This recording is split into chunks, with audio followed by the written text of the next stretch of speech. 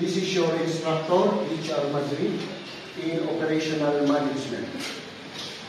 Let's illustrate the whole topic in operational management and other subjects.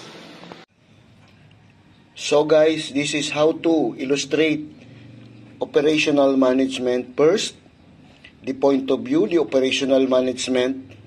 The first direction is to letter A, directing the operation, under which is the operational management.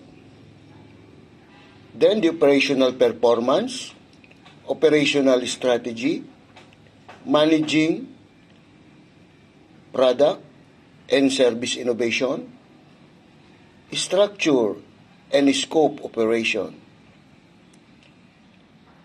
Then, the number 2 or letter B is the design operation, under which is the process design, layout and look facilities, process and technology, people in operation. And letter C, pointing to letter C, is the deliver, under which is the planning and control, capacity management, supply chain management,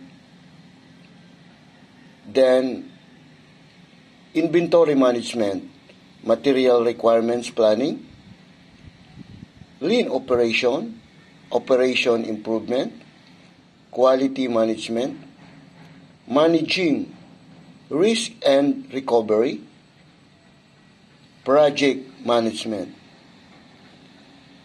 And after that, which is the end result of any operation management,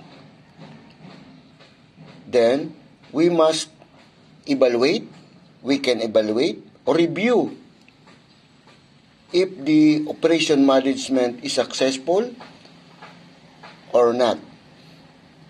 So, that is how to illustrate the operation management in our topics.